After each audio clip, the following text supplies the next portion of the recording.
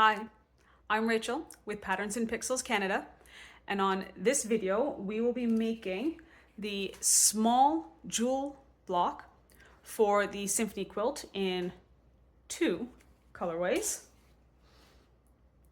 And I will also share with you a new trick I've learned on how to keep your seams on the back really flat. Let's get started.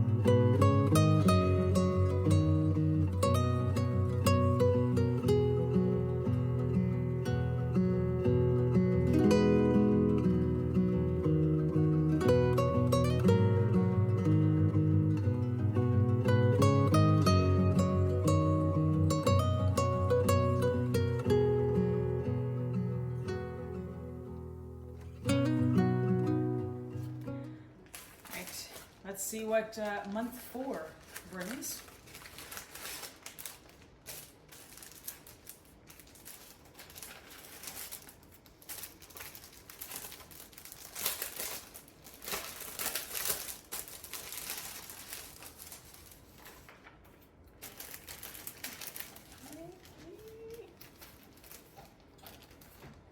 I don't see any new fabric. I think I've used all of these pieces before.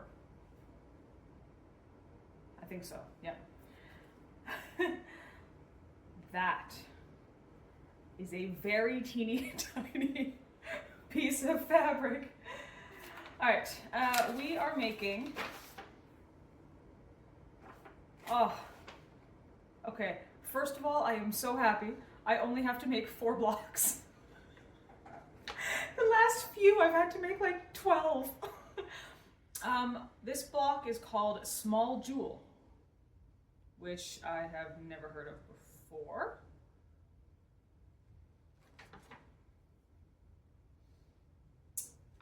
I don't think this is going to be too bad to put together.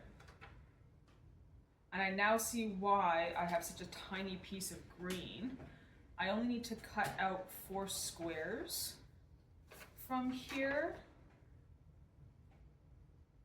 and the squares are only 1.5 inch, which is why that piece of fabric is so small. Okay, so it looks like this jewel block is in 2, 3, 4, 5, 6, 7, 9 units that get sewn together to make the larger block. Looks like there's a 4 patch and those connector blocks where you kind of sew them together like you're making a flying goose, but you only have it on the one side. Okay, I'm going to start then as I always do. I'm going to best press and press all of my fabric and get it cut into the sizes that they need. Lots of tiny squares, 1.5 inches. And then I'll start laying it out on my cutting mat before I sew it in place. All right, let's get started.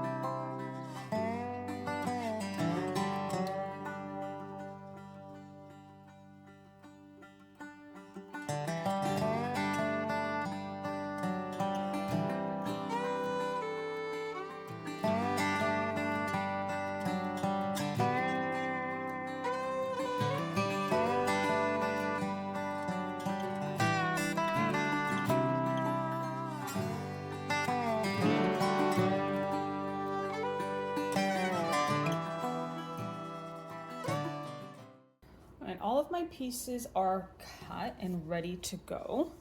And I did have one slight problem with this month's blocks, in that the instructions call for this red fabric. And that red fabric was not included in the pack that I was given. So thankfully, I did have some left over from a previous month, and I was able to get what I needed from that. I also did have problems cutting the pink. The company had cut it as a long strip for me, and it had a really significant curve in it. And it took a little bit of finagling to get the pieces out that I needed. In terms of making this block, I need to make 9 units. The first one is going to be using these longer pieces, where they call them connector blocks, connector units. And I use the light blue, and they will be put on top like that. I'll draw a line going down the unit using my flicker pen, and then I will sew it so that way it folds over like this. And I'll do that on the dark blue as well as on the pink for the 2 different blocks that I'm making, 2 different colorway blocks I'm making. And then once I have all of those pieces done, then it starts becoming checkerboards, which look like the green and red are going to go together to make one. And the other one that I'm making will be the blue and purple. And then once I have those together, I can start puzzling them through to make the entire unit. So I think what I will do, I'll leave those ones. I'm going to do these guys first, I think. And I need quite a few of those ones. I'm a little bit worried as well about these pieces being so small, and whether or not they're going to shift as they go through the sewing machine. So I'll be very mindful of that as I'm working. All right, let's get started.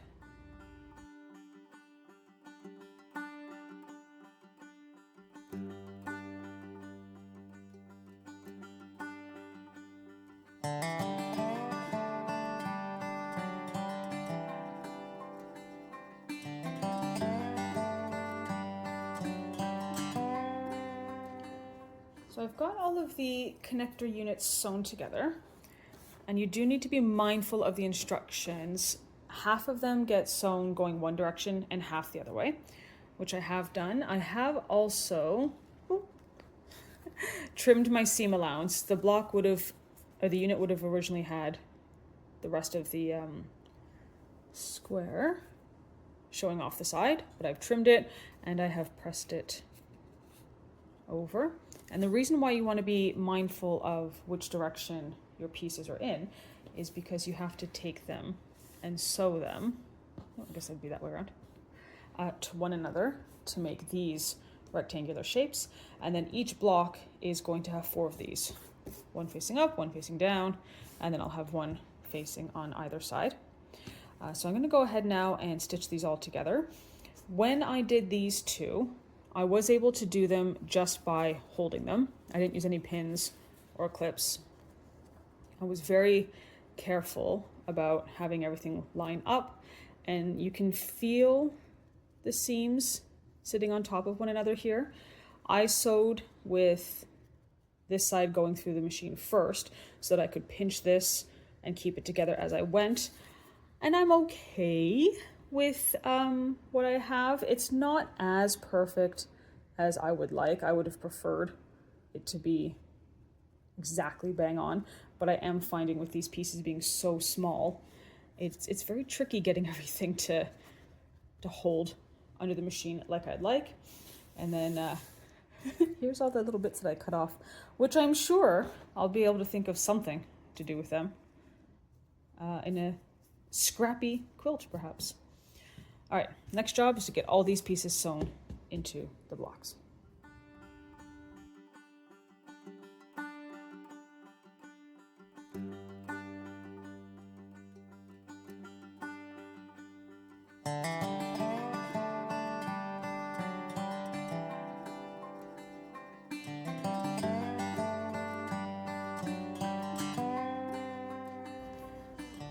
Okay, we've got all of those units sewn together and pressed, and I did decide to press them to the dark side. The instructions didn't say which way to go. Taking a look at the pattern, I'm not sure it really matters. I'm going to try to nest the other blocks in with these ones. If it doesn't work out, I can just twirl the seams if I need to. So the way this works now, these make up 4 of the units for each block. And then one of my colorways will have these sort of pinky red pieces going all the way through.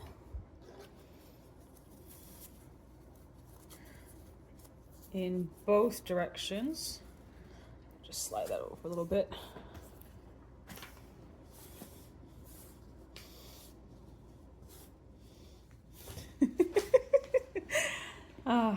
He had been napping out of the way. And now, no, this isn't helpful. Move your head. All right, let me pause to deal with the cat.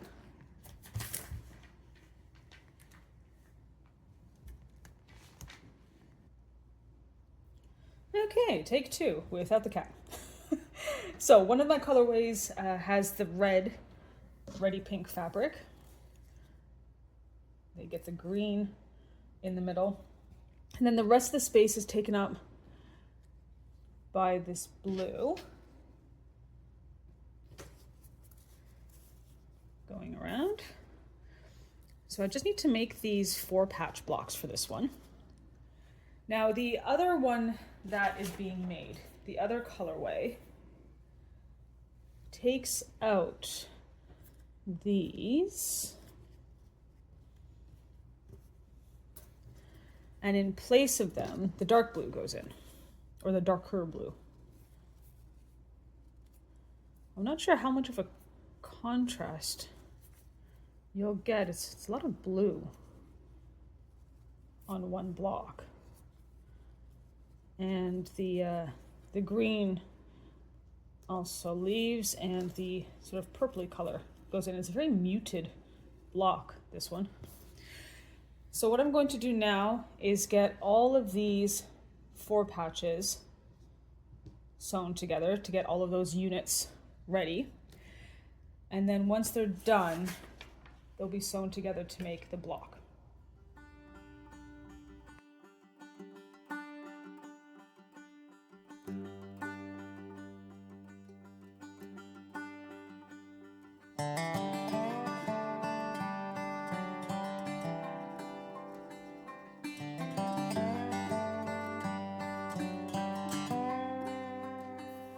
For this particular block, I have decided to press it so that the seams on the back make this little 4 patch. It's called twirling the seams.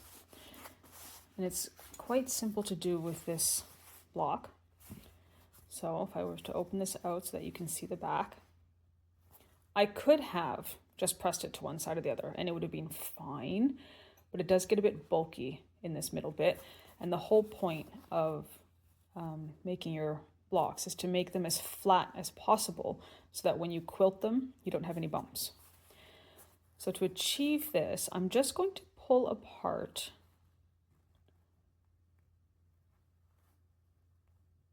my 2 seams, and you can start to see where my thread is pulling.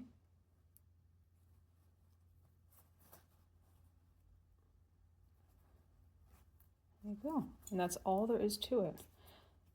If it becomes a little bit difficult there, you could always get your seam ripper and just sort of nick that piece of thread. But I found that pulling it really does tend to just do it for me. And then once you have that flattened, then you can come along with your iron and just press it down.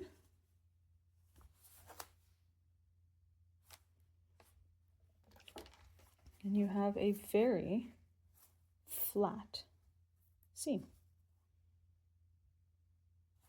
There we have all of the units for these 2 blocks made up and ready to go. So I'll just slide these off to the side. I'm going to end up with 2 blocks.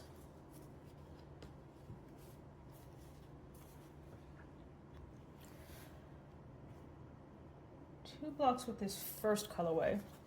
And I'm just checking the picture. They want the pinks beside each other and the blues beside each other. And then this one has the, oh no, that's not the right way, turn that, has the reds, making sort of a diagonal pattern through the box like that. So that'll be one. I'll just slide that over. And then the second one has the same orientation of these blocks, or these units rather. And then it gets the dark blue, making something of a cross or an X going through it, and the purple. And there'll be 2 blocks like that. So I'll get these sewn up and then I'm finished for today. Each of my small jewel blocks is now complete. We have 2 in this colorway and 2 in this one. Right now, I'm not sure if I like this. I don't feel like these colors work with the other colors that I've received, but I am only 4 months in, so maybe these ones are going to turn up a little more regularly in blocks to come, which will help. I do want to show you how I chose to press my blocks. I always find that is particularly interesting. You don't often get to see that on videos. So the decision that I made was to twirl my center points where I had 4 seams meeting. And you know what, if I do it, if I show you on here, the contrast is a bit better, isn't it? So I twirled my center. And then as for the other seams, I wondered a bit about twirling here, but they're such long seams that it wasn't working. One section would work and the other section wouldn't. So I ended up just choosing a direction. And so you can see here, those went one way. And then when I came and stitched the other way, I went in that direction. There's one more thing I wanted to show you though. I have recently, as in the last week or so, been taught a new trick by a member at my quilting guild, and I do love a new trick. When I had finished this block, pressed on my seams, I then sprayed the back of it with Best Press. Let it dry a little bit so it was kind of tacky, and then I pressed it again. And I just wanted you to see how flat those seams are lying, and it almost feels like paper. It's so stiff. And in contrast, I've pulled out the Lemoyne Star that I made in the last video, and I haven't Best Pressed this one. And that's what those seams look like. They're not quite as flat. Now, it's not a huge deal. This will be the first time I've done it with best pressing. The reason why you want your seams as flat as possible is so that when you go to quilt, your needle doesn't bounce off of a big bulk of fabric. So that's why we have things where you press your fabric one way or the other, or you might press it open, or you might twirl your seams if you have a lot coming together. To me, this is just one extra layer of what I can do to make my block flat. The other thing I'm hopeful for, and if you are a quilter, you might be aware of this, quilters tend to get their work pieced and not necessarily quilted for quite some time, months, if not years. And I'm hopeful that doing this extra step will mean that my seams stay flat longer, they stay crisp longer, and perhaps I'll have less fraying of the fabric. Of course, another way to solve that is to actually piece them and then get them quilted. I think that is it for this week. Then I need to get that back into its proper bag. These ones back together. These are my small jewel blocks for this month. All right, as I said previously, that is our small jewel block finished for this block of the month for the Symphony quilt. If you have enjoyed watching my videos and you'd like to support my channel, you know what to do. Hit that like, subscribe, and bell notification. Bye.